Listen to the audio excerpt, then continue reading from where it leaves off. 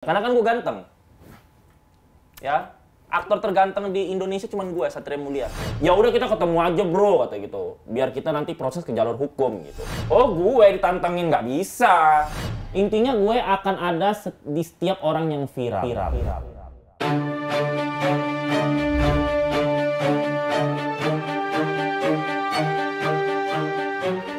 Belakangan wajahnya warawiri di layar televisi, tapi mungkin orang banyak penasaran dengan siapa sih orang ini. Namanya sih Satria Mulia, Raja Bangsawan. Nah, sudah datang di eksklusif. Halo Bang Satria, apa kabar? Inilah dia, si Raja Bangsawan yang selalu sehat. Kekayaannya mengalahkan Raffi Ahmad. Widih, aku shock loh ini. Openingnya lebih menggelegar dari aku, gila. Tadi aku begitu lihat namanya dan ada belakang Raja Bangsawan, aku sudah penasaran nih. Sebenarnya apa sih, kenapa harus ada nama-nama Raja Bangsawan di belakang gitu? Ini ada faktanya, ada enggaknya ya. Oh, oke. Ada faktanya, ada enggaknya. Ada enggaknya juga. Jadi memang kakek buyut saya itu dia adalah namanya Khalid Safi'i. Khalid Safi'i itu adalah keturunan Raja Padang. Oh, tapi tinggalnya di Medan. Nah, lahirlah ke saya karena saya anak laki-laki dari cucu laki-laki, cucu laki-laki dan anak laki-laki. Maka kan memang darah bangsawan itu memang ada gitu loh. Tapi saya nggak pernah bilang saya bangsawan nggak pernah digemor-gemorkan di keluarga begitu.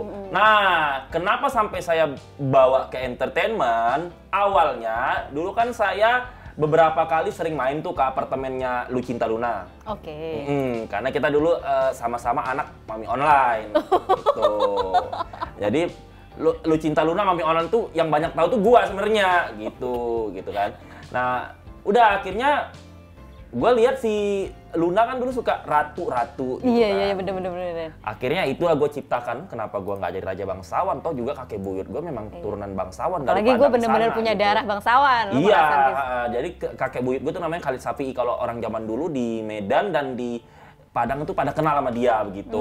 Begitulah awal mulanya dan terciptalah Raja Bangsawan. Itu Raja Bangsawan. Oke lah, namanya ada historinya ya dari keluarga, tapi dengan kekayaan melebihi Raffi Ahmad. Iya, kekayaan Satria Mulia 12 triliun. Oke, dicatat ya, 12 triliun gitu. Itu dari mana? Itu. Yang penting gua bukan cuci uang ya. Gue kayak Raffi, jujur orangnya ya, netizen ya. Gue sama kayak Raffi, halal ya. Semua hasil bekerja keras. Gak ada yang jalur-jalur pintas. Gak ada gitu. Oke, tapi tadi berat nggak sih dengan ketika lo melabelkan diri dengan nama bangsawan di belakang? Berat nggak? Enggak, I'm very confident. Oh, oke. Ya, karena kan gue ganteng. Ya, aktor terganteng di Indonesia cuma gue, Satria Mulia. Oke, catat, ganteng. Tanpa oplas. Nah ini nih penting, ganteng tanpa oplas. Sebegitu yakinnya ya, pede banget ya gitu loh. Gak ada yang merasa saingan gantengnya? Siapa nih? Kalau di Indonesia nggak ada ya, gue kali ya yang paling ya. Cuman kalau di Hollywood ya, gue minder sama ketampanan Chris Hemsworth. Atau di Bollywood Hrithik Roshan. Nah baru tuh kalau gue ketemu mereka gue nggak mau minta foto, nanti gue kayak satpam takut. Oke, tapi kalau sama artis Indonesia gue enggak, paling gue merasa confidence lah. Oke, gue yang paling cakep lah ya dari mereka, asli pula. Mahal. Oke, Mas Satria, kita mulai nanya-nanya nih terkait tadi aku sampaikan, mulai warawiri lagi di layar kaca dan ikut mengomentari. Oke lah, ada artis yang lagi kisruh nih rumah tangganya dan Dikau di situ ikut komentar gitu. Apa sih yang Satria tahu dengan pasangan ini sampai berani berkomentar, speak up belak-belakan gitu? Kenapa sih? Tahu apa nih? Nah, gue sebenarnya nggak kenal sama cowoknya ini, si R ini nggak kenal. Kalau Ria Ricis sih kita tahu lah ya, udah YouTuber gitu kan. Nah, tiba-tiba gue kan setiap hari isi medsos gue itu adalah membongkar fakta entertainment, ekonomi masyarakat juga, sama Bollywood. Sama saya suka menarasikan cerita-cerita yang terjadi di khalayak publik. Nah, tiba-tiba saya itu lagi ngebahas, oh ternyata ini cerainya selingkuh. Padahal gue nggak tahu kalau ini lagi heboh kasus gugat cerainya si Ria gitu kan. Udah tuh tiba-tiba rame tuh, ada yang ngebully, ada yang suka begitu kan. Tiba-tiba netizen sendiri yang berasumsi ngetik si R ini. Nah, Udah tuh sekitar 3 hari kemudian saya upload lagi. Oh, si Ria nge-like gue gitu kan. Ternyata masyarakat berasumsi kalau itu suaminya Ria Ricis begitu kan. Di tik lah, tik. Mungkin dia pusing kan, di tik sampai dia off hashtag, nggak bisa di-tik. Soalnya baca komen, oh dia kena mental nih, nggak bisa di-tik gitu. Dia komen di situ. Nah dia komen, udah fitnahnya kata dia gitu. Ya udah kita ketemu aja bro kata gitu. Biar kita nanti proses ke jalur hukum gitu. Oh gue ditantangin nggak bisa. Ya udah gue jawab, bla bla bla bla. Ending gue bilang ya udah gue mau ketemu sama lo, tapi di podcast sama di talk show dan itu lo nggak boleh diwakilkan. Gue bilang karena gue nggak takut sama yang namanya Rian, kan sama-sama manusia. Gue tantangin begitu, gitu. Netizen sih panik. Lo, gue ada urusan hukum 15 kali cuy. Udah pintar, Pak Polisi udah ngajarin gue, lu nggak boleh ini, nggak boleh gini gitu. Jadi gue udah paham gitu. Tapi ya biar aja kan rame kan jadinya gitu. Jadi gue heran loh, lu kan, gue nggak sebut nama lu gitu. Ria kan banyak di dunia ini kan. Kalau orang tiba-tiba komen tanpa disentil namanya, itu namanya apa? Tapi ketika lo tadi bilang nggak kenal sama yang lakinya, tapi kenal sama yang ceweknya gitu, kok punya nyali sih ikut komentar gitu sampai akhirnya ketika dia ngajak ketemu lo seperti nantang balik lah gitu. Apa yang membuat begitu punya nyali? Padahal kan tadi bilang nggak kenal. Karena gue memang tipe orang pemberani, kan Raja Bangsawan. Gue memang nggak takut mbak orangnya, mau dia artis, mau dia direktur ya. Bagi gue gini, sebagai manusia kita tidak boleh takut sama orang karena mungkin dia punya strata atau enggak. Ya. Karena si A mau kaya, si B mau pejabat, selama dia nggak kasih makan kita harus berani karena kita kan hidup di atas kaki kita sendiri. Gitu. Gue tipe orang kayak gitu. Lo nggak ngasih makan gue, lo nggak ngasih gue duit, ngapain lu bukan siapa-siapa bagi gue gitu. Jadi gue tantang, ayo kalau mau ketemu di podcast sama talk show biar disaksikan sama masyarakat. Dan kalo langsung face to face ya. Langsung, tapi gue nggak mau diwakilin ya sama apalah siapa-siapa mungkin asisten atau manajer gue nggak mau gitu. Kalau di balik layar kan nanti nggak ada bukti sama doang gitu. Tapi kalau dari nggak kenal kemudian masuk ke ranah komen terus jadi kayak nantang gitu, lu jadi cari tahu lebih banyak nggak sih tentang si R ini? Jadi banyak info yang mungkin sengaja atau enggak lu dapat atau justru lu cari sendiri gitu. Apa yang kemudian gue kayaknya kalau nyari sendiri sih nggak sempat ya. Asik. Benar nggak sempat karena medsos aja gue udah 4 ngurusin medsos sendiri gitu. Makanya gue jarang stalking orang ya kan. Tapi ya wartawan ini ngasih info. Jadi tahu. Gue banyak tahu loh ya. Kalau nggak ada UITE, gue muntahin semuanya nih. Banyak tahu gue. Banyak tahu. Sekarang apa yang Satria tahu soal R ini? Sejauh Satria tahu aja. Apapun. Udah dibongkar semua sih di media. Salah satunya? Salah satunya ya sebelum itu gue udah tahu, tapi gue kan nggak speak. Yang iparnya ngomong apa gitu kan. Itu.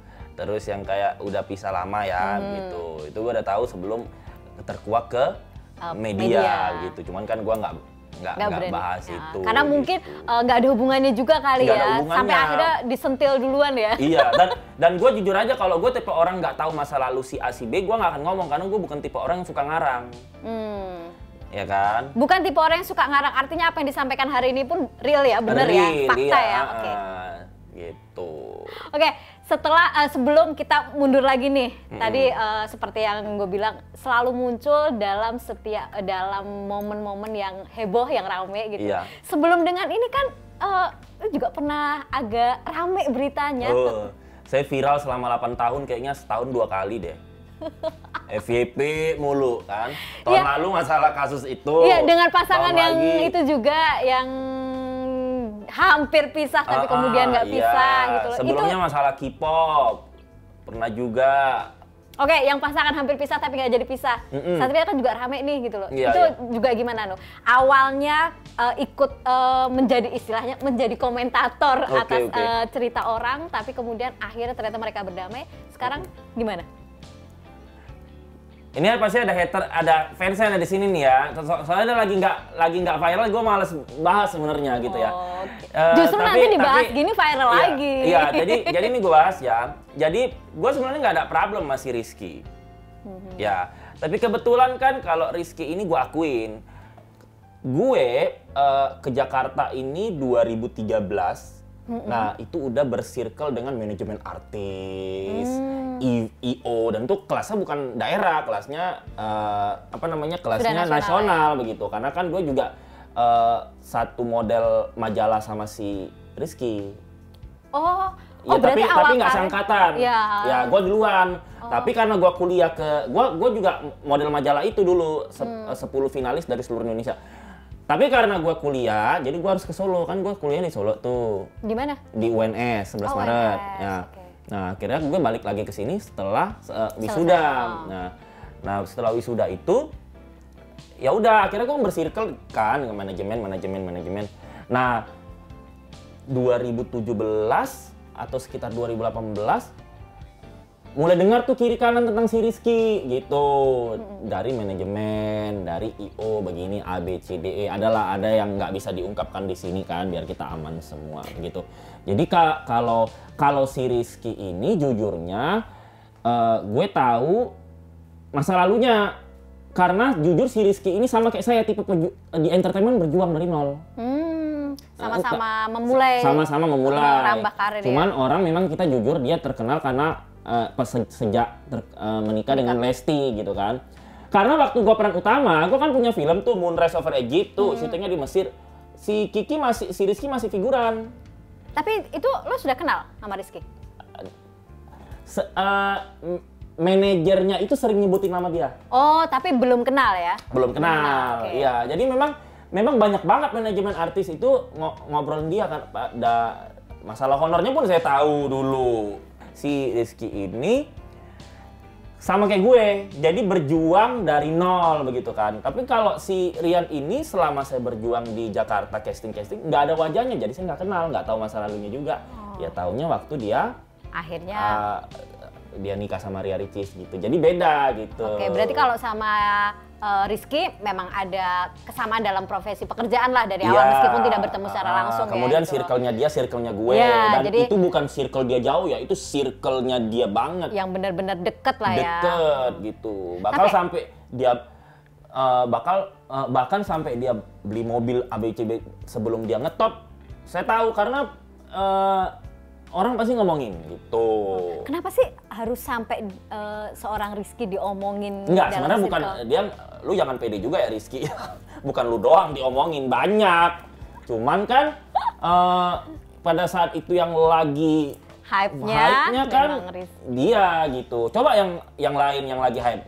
Kalau kebetulan gue tahu masa lalunya, pasti gue up juga begitu.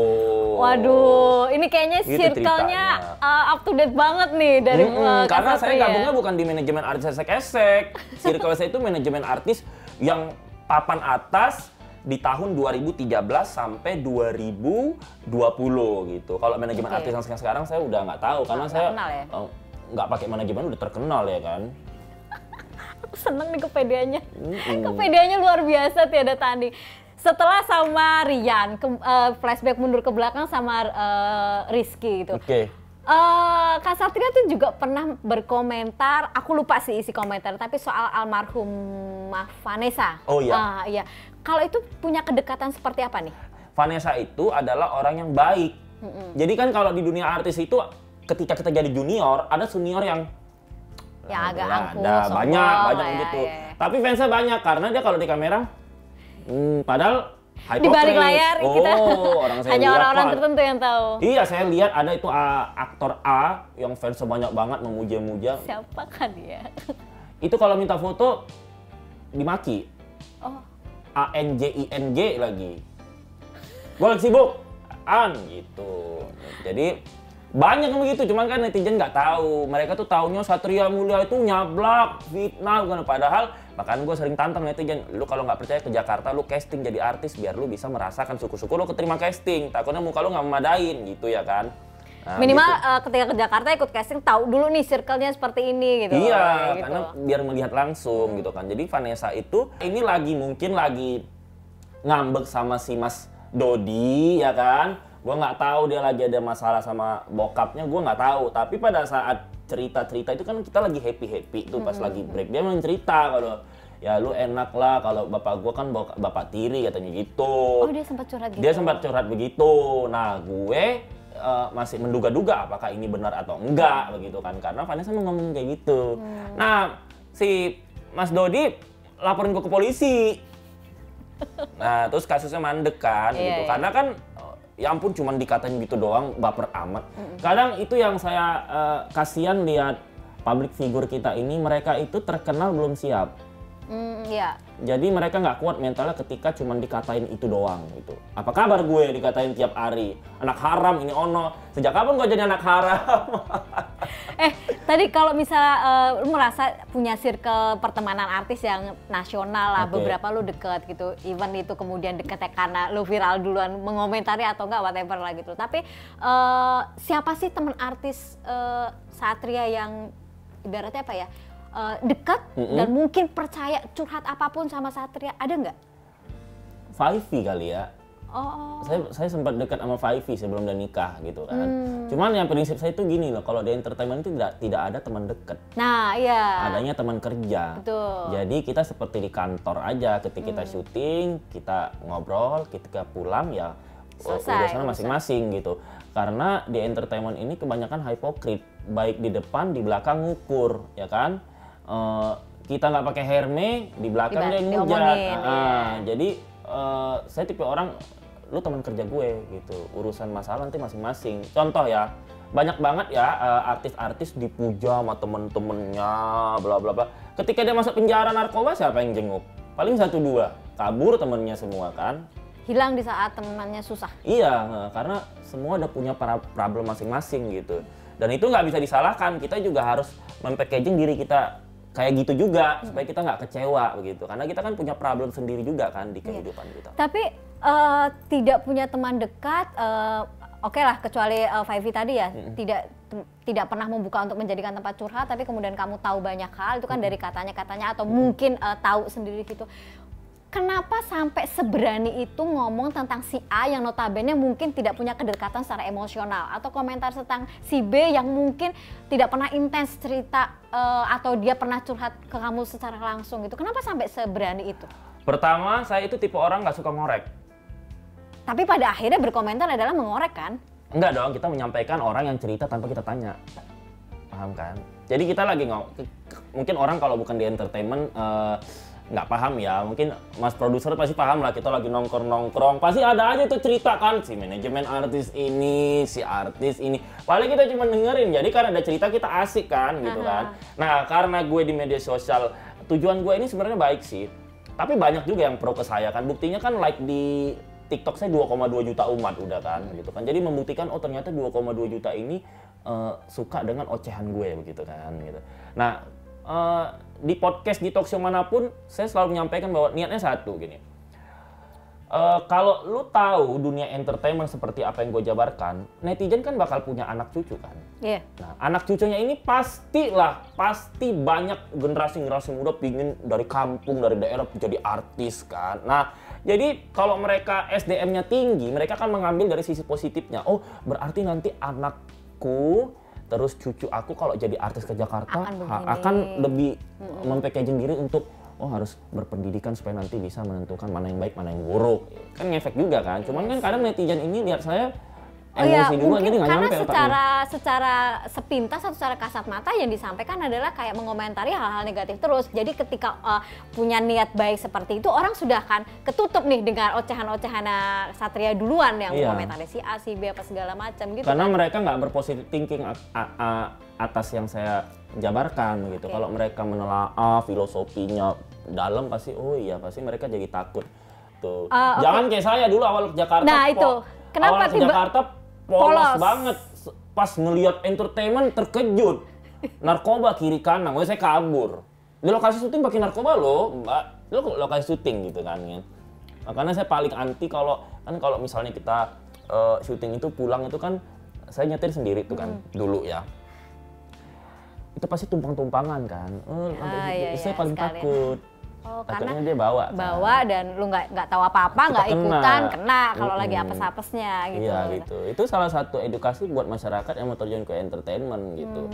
Karena banyak di Jakarta ini, yaitu orang-orang tidak tahu Jakarta itu di luar nalar loh. Semua itu ada loh, dunia hitamnya itu melebihi yang mereka bayangkan di kampung gitu ya kan. Ya, itu buktinya banyak jadi juldir banyak di sini. Apa tuh? Jualan diri, ya kan? Banyak. Itu kan mereka nggak tahu, ya kan? Honor entertain cairnya lama. Terus honor entertain itu tidak bisa membuat kita kaya. Tidak bisa membuat kita kaya, tapi secara penampilan kadang-kadang seorang pekerja seni atau entertain kayak gitu kan wow banget gitu kelihatan. Ini yang netizen perlu ketahui ya. Kalian itu kalau melihat seseorang itu jangan dari penghasilannya, itu lo bodoh, ya. Kalian lihat pengeluarannya, 10 juta per episode, bajunya Gucci. 10 juta per episode, bajunya LV, ya dia nombok. Nah, pola pikiran di situ, sih, ya, itulah yang gue packaging. Kalau gue itu, ya gue punya brand-brand itu, ada gue LV 3 ada, asli, ya kan.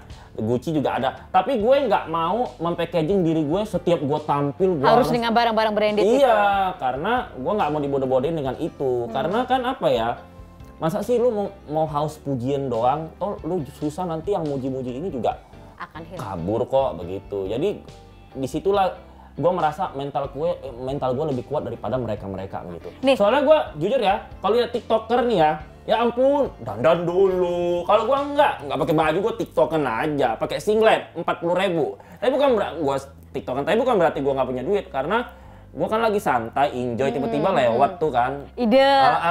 Gitu. Kebetulan gue memang idenya ada aja gitu. 1 jam sekali lewat, 1 jam sekali lewat. Masa bikin TikTok 1 jam sekali? Harus kayak teman gue itu pemain FTV, TikTok kan sama gue, sampai ganti baju 5 kali. Lu ngapain? Nah, segitunya loh mereka nggak kuat mentalnya gitu. Jadi kalau tadi Satria bilang gue akan tampil apa adanya meskipun gue punya barang-barang branded, sebutlah seperti itu. Tapi tadi juga di awal Satria bilang gitu loh bahwa kita kalau sebagai artis nggak pakai barang branded diomongin di belakang. Nah gimana nih? Itulah kuatnya mental gue. Ya kan lu cinta tuh, kan gue pernah tegor. Dapat honor misalnya dapat 7,5, langsung belanja 15 juta beli sepatu. Lah ngapain? Setengahnya. Di PI dia langsung ke PI, dia orangnya gitu loh. Dapat langsung dibelanjakan. Iya, gue nggak mau gitu kan. Nah, karena gue sempat sering jalan sama dia beberapa kali waktu dipegang Mami Online 2018 lah sebelum mereka pisah. Jadi gue tahu. Nah, itu si Luna tuh tipe orang yang nggak kuat mental itu. Waduh. Gitu. Nah, jadi gue mendidik masyarakat bahwa lo kalau nggak tampil branded bukan berarti lo nggak punya duit. Gue kan juga sering kan di TikTok, kebetulan gue pengoleksi emas batangan gitu. Jadi, emas batangan gue tuh kalau dijual ada 1 Fortuner itu, seharga 1 Fortuner. Tapi itu gue tabung lama dan itu fakta kalau yang itu. Dan sering gue pamerin juga ke TikTok pas bikin VT gitu. Jadi ya gue motivasi gue kalau dapat duit bukan barang-barang itu, tapi ini. Oke. Gitu. Sebelum ngebahas soal yang tadi seorang Satria punya A, B, C segala macam. Satu yang gue mau tanya dari bagaimana Satria mengomentari beberapa seleb. Seringkali dianggap pansos. Karena ini siapa sih orang tiba-tiba muncul ngomongin soal si A, tiba-tiba muncul isunya si B lagi kencang ngomongin soal si B. Apa tanggapan Satria dengan sebutan Satria pansos itu? Sebenarnya kalau semua orang yang menceritakan kebenaran dikatakan pansos ya, negara kita susah maju dong. Negara kita susah mendapatkan ilmu yang baru begitu kan gitu. Pansos kan tapi kan dengan cara yang ada sisi edukatif yang jadi netizen tahu begitu kan. Ya orang nggak terkenal nikah sama orang terkenal, itu kan pansos juga. Caranya beda, itu lebih nggak beredukatif lagi ya kan. Ada istilahnya mau kondo gitu kan. Nah begitu lebih mending gue, walaupun kelihatannya kayak antagonis banget begitu kan. Jadi kalau di entertainment ini pertama, lu kalau mau naik memang harus pansos, itu nggak bisa dipungkiri. Tapi tergantung lu mau pakai cara yang kasar atau cara halus. Kalau gue memang caranya cara frontal begitu. Tapi kan sebelum gue ada terkenal di media sosial ini, gue kan udah punya FTV, sinetron. Itulah kenapa kadang kan netizen ini kan mungkin yang di kampung-kampung, kenapa harus diwawancara? Karena infotainment lihat profil dulu kan. Kalau banyak kan yang nyentil-nyentil sono sini nggak dipanggil, nggak bisa tembus ke dunia entertainment karena ya ketika dunia entertainment melihat profil dia kan nggak ada begitu kan. Jadi bingung apa yang mau ditanya lagi. Iya, ya, terus gitu. kan karena dunia entertainment ini nggak segampang orang ala cuma ngomong gitu doang bisa gitu, ala cuma acting nggak bisa. Lu lihat kamera banyak yang gemetar. Grogi, nggak semua itu aja orang sih. Tadi malam gua ketemu kru ya 2 hari yang lalu itu di Kalibata. Kalau satu adegan 12 take. Tuh nggak gampang. Wah, orang syuting sama gua 12 take, yang ada gua omelin ya, Mbak. Gua 1-2 take udah beres loh. Even waktu gua jadi pemain baru awal-awal nggak pernah gua sampai 12 take gitu satu adegan gitu. Ya emang kadang-kadang orang tertipu dengan ganteng, cantik, ternyata ketika take di depan kamera nggak semuanya bisa sesuai dengan penilaian itu. Tapi gitu. kalau orang daerah bilang, aku juga bisa jadi artis, salahnya aku nggak tinggal di Jakarta. No, betul, bukan. betul. Lu harus latih mental dulu, confidence dulu, belum ngerasain kan dibentak-bentak sutradara kayak apa. Tapi dari pansos-pansos itu ada nggak sih hal keuntungan buat Satria sendiri dari pansos? Selama inilah yang paling dirasain. Terkenal ya itu doang sih ya, terkenal. Terus kepuasan batinnya apa ya? Karena I love entertainment gitu loh. Okay. Sebenarnya I don't money from entertainment, tapi kita kayak memang passionnya nyaman di situ gitu kan. Kebetulan karena mungkin saya udah tergantikan sama regenerasi baru, jadi saya harus. Jadi gini, di entertainment itu kalau mau bertahan lama, lu harus punya imajinasi dan improvisasi yang tinggi. Nggak bisa lu cuman pintar acting doang gitu. Betul. Contoh kayak saya nih ya dulu, saya bisa nyanyi. Tapi belum tentu rezekinya dinyanyi kan. Jadi lo harus putar jalan otak. Orang beda-beda. Iya, lo harus pintar acting, pintar host, pintar ngoceh. Atau kalau misalnya di TV udah mentok nih, lo harus pintar imajinatif gimana supaya orang-orang nonton lo di media sosial. Jadi nanti bisa lagi ke TV begitu. Dan gak usah munafik, netizen ini pansos, cari viral. Semua orang begitu coy. Lu bikin TikTok apa? Lu pajang di mobil, pajang makan biar apa? FYP. Tapi lu gak bisa kayak gue kan. Oke, boleh diminum dulu biar netizen yang nggak pada panas. Nanti kita ngobrolnya lanjut lagi soal lebih dekat nih. Siapa sih seorang Satria Mulia kok sampai begitu beraninya? Diminum dulu silakan. Oke. Balik lagi nih. Tadi kamu bilang sebelum di dunia entertain adalah punya pengalaman untuk sekolah kuliah di UNS, ngambil jurusan agrobisnis. Oh oke. Tapi koreksi kalau saya salah, sempet ada rame juga kamu ngaku lulusan Australia. Oh iya, Oxford di Australia gue. Oh ya? Iya, S2 Australia. Terus gue ngambil hukum karena gue pintar ngebacot. Terus gue tamat kuliah ini kan kerja di perusahaan sawit di Sampit. Saya sempat di Sampit karena saya pintar ngebacot ya kan. Jadi saya dibeasiswain di Australia dan saya pas testing hukum itu kok bisa saya satu-satunya di dunia manusia yang bisa dari pertanian ke Oxford jurusan hukum. Jangan salah. Oke, nanti akan coba kita cek ya gitu. Mungkin ya dari pertanian ke hukum. Satu-satunya di dunia loh, Satria Mulia loh, nggak ada loh manusia yang lain loh. Coba netizen ceki-ceki, bener nggak? Oke deh, tapi kenapa dari punya historical pendidikan yang bisa dibilang cukup serius, kenapa memutuskan di dunia entertain? Because of I love acting. Yang bikin lo tertarik apa? Nggak tahu ya, gue dulu suka banget sama Shah Rukh Khan gitu ya. Gue kalau nonton Kutu-Kutu Tahe kayak ngehayal, gue jadi acting kayak Shah Rukh Khan tuh gimana sih gitu kan. Jadi memang dari sekolah itu udah teater. Jadi sebelum gue terjun ke entertain, udah memang berbakat duluan actingnya. Jadi pas ke entertain tuh makanya gue dulu nggak susah casting. Kenapa kalau misalnya sudah merasa punya bakat di situ dan masa sekolah sudah ikut teater apa segala macam, kenapa kuliahnya nggak ngambil perfilman atau bokap nggak setuju. Dulu gue pingin IKJ. Karena kembali lagi, kadang kan orang tua di daerah ini berpikir bahwa entertainment itu tidak punya masa depan. Memang sih, sebenarnya memang iya ya kan, ada masanya, ada regenerasinya gitu. Tapi karena gue waktu sekolah nilai rapotnya tinggi, jadi gue PMDK. Jadi bokap gue itu bilang gini, lu boleh jadi artis gitu, tapi lu harus kasih ijazah kuliah lu sama gue. Oh, itu syarat dari Itu mereka. syarat, ya, Oke. gitu, Itu sebabnya kan. lo ngambil PMDK, gua menyelesaikan kuliah, itu. Dan kenapa agrobisnis? Karena bokap gue ngelihat kalau orang daerah ini kan kalau udah punya rumah satu, punya mobil satu berarti sukses di mata mereka kan. Padahal nggak tahu cicil, kredit atau nggak tahu ya kan. Tapi kan kalau orang daerah ini, lu udah punya Fortuner, padahal nyicilnya 6 tahun nggak dipikir udah sukses gitu kan. Oh, punya rumah kayak istana, tapi cicilan 20 tahun bagi orang udah sukses. Padahal dia nggak tahu orang nggak bisa tidur buat nyicil 20 tahun rumah gede itu kan. Iya. Nah, jadi bokap gue ngelihat di om tante gue itu punya mobil, punya rumah di Medan, agrobisnis. Oh. Nah, jurusannya itu. Iya. Jadi bokap merasa itu menjadi standar lah. Jadi standar bagi dia dan akhirnya udah gitu. Padahal gue sukanya IKJ. Dan Inggris, gue suka bahasa Inggris, gue cinta banget bahasa Inggris, tapi gue nggak mau jadi guru, gitu, nggak tahu, nggak ada feel-nya gitu kan. Jadi akhirnya udahlah agrobisnis, siapa tahu bisa jadi pebisnis gitu ya. Kira masuklah ke UNS itu. Oke, siapa tahu bisa jadi pembisnis, ternyata malah jadi seleb.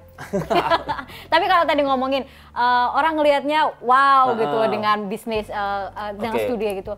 Tapi kemudian lu juga tadi di awal bilang bahwa memilih di dunia entertain pada nyatanya tidak ada duitnya kalau mengutip kalimat itu. Tapi sorry nih ya, aku ngeliat IG-nya Kak Satria gitu. Ada momen di kau pergi bareng beberapa teman, entah lunch, entah dinner di salah satu mall yang pasti mallnya juga di mall mewah lah. Terus lo bawa tas isinya peti cash duit. Itu maksudnya apa? Oh iya, karena kan orang kaya. Itu uang seberani itu bawa uang cash buat apa? Jadi gue kalau misal dalam tas ya, pasti dalamnya banyak uang cash. Kayak gitu itu 20, ada 20, nggak banyak sih 20 gitu. Karena gue tipe orang tidak mau scan-scan dan tidak pernah mau bayar pakai. Oh, nggak mau, pokoknya tetap manual lah ya. Tetap manual gue. Makanya gue sering berantem kalau di mall. Karena mereka rata-rata sudah pakai ini ya, pakai kris. Iya, gue nggak mau. Karena pernah kejadian, duit gue di bank itu yang nggak banyak sih, 40 juta hilang. Oh, Balik lagi tapi ngurusnya repot. Iya, bener-bener. Bolak-balik gitu, gara-gara scan barcode. Kenalnya ini Satria bukan cuma pansos tapi juga suka pamer-pamer nih. Nyaman dengan itu? Nyaman, karena kalau dulu enggak. Kalau dulu, saya tipe orang sebenarnya nggak suka pamer, walaupun saya punya. Saya punya, tapi saya nggak suka pamer. Seriusan nggak suka sebenarnya. pamer? Oh, oke, sebenarnya. Nah, berarti ini kan, yang nggak bener. Iya, tapi kan industri entertainment kita kan nggak pamer, nggak rame. Oh. Nggak punya pamor, itu kita harus akui, ya kan? Iya. Kalau nggak pamer, Raffi Ahmad nggak usah nunjukin rumahnya, nggak usah dimasukin media. Iya. Bener. Kalau nggak pamer, Raffi Ahmad tertutup aja, nggak usah nunjukin mobil, ya kan? Nagita keluar negeri nggak usah di videoin. Tapi kita nggak bisa nyalahin itu karena di dunia entertainment kita memang itu yang dicari. Dan publik juga akan penasaran dengan kehidupan para seleb kan. Iya, jadi memang tuntutan sih sebenarnya. Kalau dulu kan saya postingan ya syuting FTV, syuting film ya kan. Kalau dulu 2018 ke bawah bisa dicek deh medsos yang 2018 ke bawah. Tapi kalau 2018 ke atas karena saya pelajari ternyata di Indonesia ini pasarnya begini ya begitu. Cuman ya penyakitnya banyak orang yang kena mental akhirnya dia sampai ngutang, sampai ekonominya terpuruk pakai narkoba. Itu aja sih efek ke situ. Kalau gue pamernya sesuai dengan yang gue punya. Gue tidak tipe orang yang nggak memaksa sebenarnya, Mbak.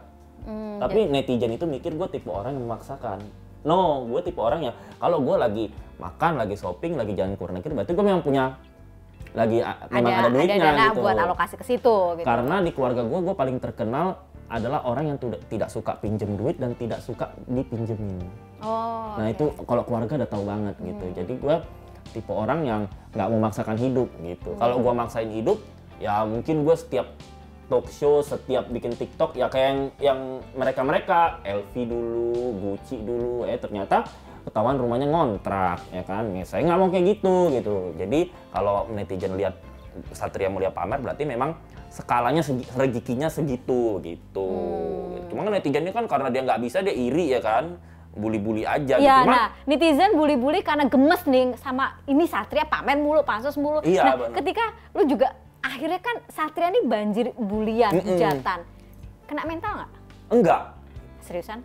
Demi Allah gue ketawa-ketawa. Dari pertama ketika lu sadar bahwa ada karena dulu memang gue pingin banget kayak gitu, kan jujur aja ya.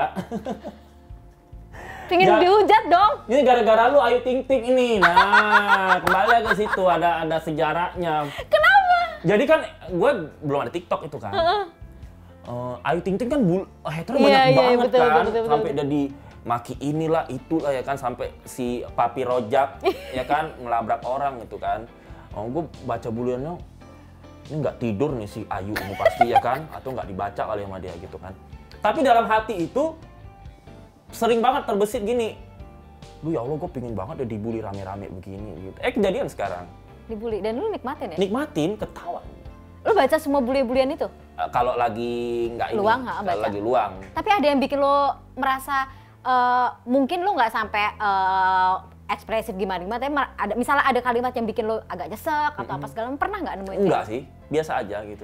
Gila, mental baja banget nih. Iya, makanya hati-hati saya nggak kuat mental kan banyak tuh. Iya, karena sejumlah Fuji Mayang ke psikiater belajar sama gue. Nah, belajar mental sama gue ya. Lu Cinta nggak kuat mental kan, makanya sering nangis. Kan kemarin dia make itu kan, Lu Cinta pernah ngobat, pernah curhat sama gue, dia kenapa dia pernah ngobat karena dia nggak kuat bulian gitu. Nah gitu makanya sebelum terjun ke entertain harus dipikirkan masak-masak. Sebelum lo bermedia sosial lo harus latihan mental dulu. Kalau gue latihannya kan kita kan kalau lokasi syuting dibentak-bentak mbak sama saudara udah biasa. Seperti menjadi makanan sehari-hari. Jadi kalau netizen kan kita nggak kenal. Terus anehnya yang bully-bully Satria Mulia ini nggak ada yang sekaya Satria Mulia. Dari mana tahu? Ya mungkin Pak Produser kali ya. Yang kaya. Yakin banget.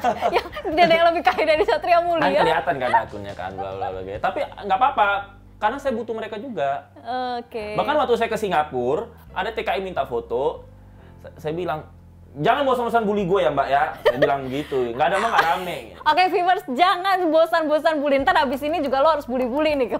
Iya, karena mereka kira kena mental pasti saya udah tutup akun dong. Iya betul. Udah lama betul, gitu kan. Tapi apa yang dalam sepanjang hidup terlepas dalam apakah ini di dunia internet kan atau enggak gitu, satu poin atau satu kejadian yang sempat bikin seorang Satria ini ngedown itu pernah nggak? Nggak mungkin nggak pernah dong. Manusia. Kalau di entertainment nggak pernah. Tapi kalau dalam sisi kehidupan lain? Saya tuh tipe orang yang susah nangis mau air mata. Mungkin nangisnya dalam hati. Kita kan nggak tahu. Ya itu masalah, itu luar cerita. Maksudnya saya tipe orang yang susah mengeluarkan air mata. Oke. Makanya saya kalau udah dapat acting nangis, PR banget. Nggak akan keluar air mata. Makanya saya kalau lihat orang lagi acting nangis, saya heran. Ini apa problem hidupnya banyak banget gitu bisa langsung keluar gitu. Kok gue nggak bisa? Saya udah mending nangis nggak keluar juga begitu kan. Jadi saya memang tipe orang, ada kan orang jago banget kalau di Hollywood itu kan mereka bisa ekspresinya datar terus air mata keluar. Kalau saya nggak bisa, itu jago banget loh dia bisa feeling begitu. Saya udah merugis tapi nggak keluar begitu. Nah mungkin karena terlalu bahagia kali ya, mungkin ya gitu. Tapi saya menangis senggugutan itu, sesenduan itu sampai air mata nggak berhenti cuman pas waktu nenek meninggal aja. Oh, momen itu yang benar-benar bikin down. Setelah itu nggak ada sih. Oke, lumayan menarik ya ceritanya seorang Satria Mulia ini ternyata. Wow, oke. Iya. Oke, kembali ke yang tadi gosip di awal tadi kita bahas soal R ini. Oke. Gitu loh. Terakhir yang kemarin paling terakhir nih yang bikin netizen rame itu lu nyinggung soal apa sih? Pas dia komen ke saya yang rame. Soal dia mau ketemu saya. Karena gitu. Karena gue membuat suatu video membahas suatu perselingkuhan secara global dan saya nggak tahu itu dia benar ngelakuin atau enggak, masih diduga, tapi dia komen di situ karena mungkin ditek-tekin sama netizen gitu.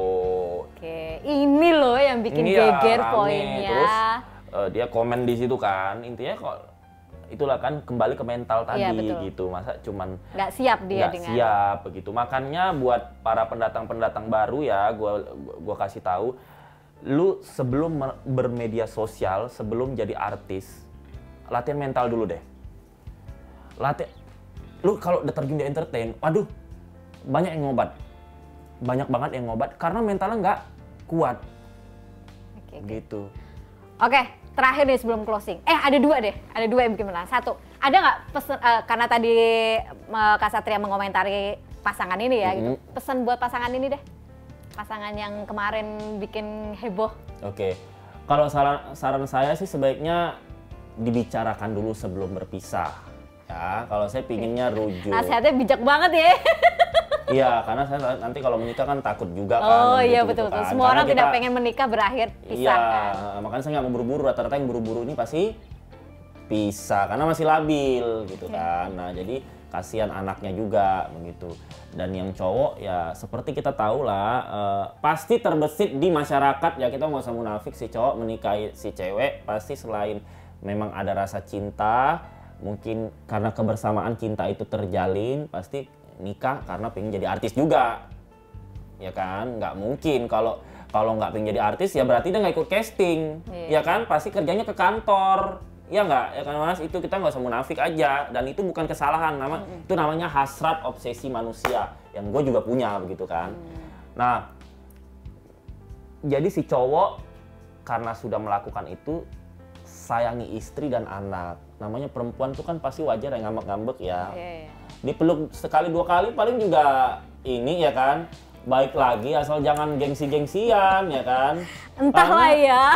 Karena anak cewek juga pasti mikir anak juga ya, kan. ada anak yang beda loh, anak yang tumbuh dengan orang tua komplit dengan orang tua yang sudah terpisah itu beda loh begitu. Karena nanti dia masa depan pasti akan mikir kenapa hidup aku nggak seenak orang-orang bisa komplit keluarganya bla bla gitu. Itu beda. Jadi kalau saran saya sih rujuk ya, tanpa ada sisi kemunafikan dari hati saya gitu.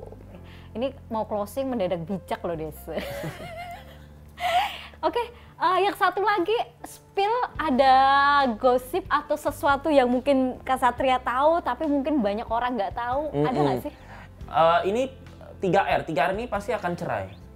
3R? Iya. Oke. Kita nggak usah spill siapa, R banyak ya.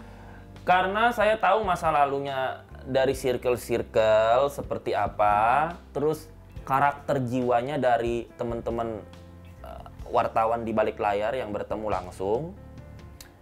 Terus dari keuangan juga sih. Oh, oke. Finansial ya. Gitu, ekonomi gitu. Apalagi mereka ini menikahnya baru umurnya masih labil gitu loh. Ya kan? Jadi ini jadi PR nih, kan jadi gue mikir nih siapa. Iya, banyak loh R ya. Public figure R di negara kita ada 100 lebih ya. Nah, itu. Terus yang salah satu R ini pernah makan sate Senayan sama saya. Oke.